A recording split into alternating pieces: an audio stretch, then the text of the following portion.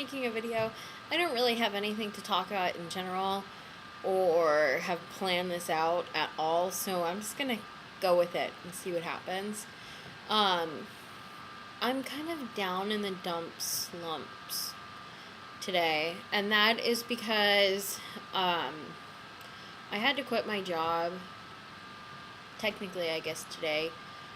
And I had to quit it because it's gonna sound so stupid, and believe me, I know it's dumb, and I probably am being way too emotional about it, but whatever. And it's gonna make me look like a really bad employee, which I'm not, but it is what it is. So what it comes down to is I just switched to a new company. Never worked for them before. I've heard really good things about them, but never worked for them before.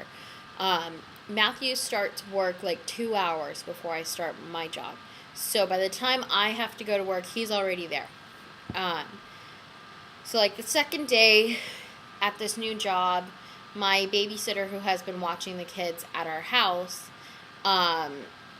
texted me and was like, hey, I'm not watching your children ever again. And I needed to be at work in like an hour. Matthew was already at work. My work, obviously, from the story that I'm about to tell you, you're going to see they have a very strict adherence, as most companies do.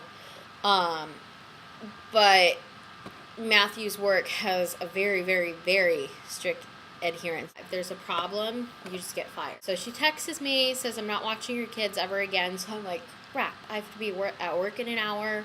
This is not good. And so needless to say, I couldn't find anyone else to watch the children, so I had to. My boss somewhat understood. Then, like 3 or 4 days later, Charlotte gets sick, really sick. Like, she has 104-degree fever, is really sick. Matthew, again, is already at work. I obviously, no daycare is going to take her. At this point, I haven't really found a new babysitter. So even if she didn't have a fever, I have no one to watch her. But she has 104-degree fever. I take her to the ER. She's fine now. She's perfect now.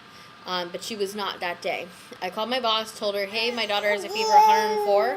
My husband is... But I was like, my fiance's already at work. I need to take this kid to the ER to get her fever down. This is not healthy. Fevers are, of course, which I'm sure most of my viewers that watch me are moms, so you already know this. But fevers in infants are awful just in general. The fact that it's 104, it could kill her. And my boss has the nerve to tell me just to take my daughter somewhere and come in. And I'm like, my daughter has a fever of 104. Like, she's dying. Like, no. Like, sorry, no. I'm her mother. I'm going to be there with her. So that was another instance. This last instance, because I was scrambling to find a babysitter, normally what I do is I interview the person, I check out their home, or wherever it is they're going to be looking. I just make sure that the person is not a raging lunatic. But because I was scrambling to find a babysitter, because my boss made it really evident that if I was going to miss another day of work, I wouldn't have a job anymore. So I didn't have time to interview. So this happened on a Friday. I go on Friday morning to the girl's house. I look at it. Honestly, it looks like a crack house. And I was like, okay, maybe it just looks bad on the outside, and on the inside it really is okay. I go on the inside. The house does not have AC.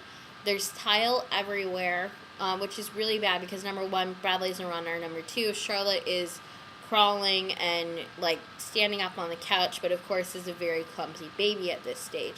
So I was like, oh, my God, somebody's going to crack their head open. They don't have AC. We live in Arizona. It's, like, going to be 100 degrees today. Oh, my God.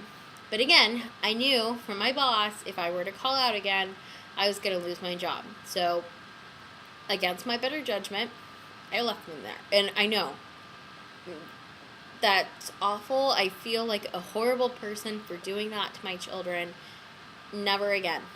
I get to work, everything's going fine. Um, this is going to be a really long thing.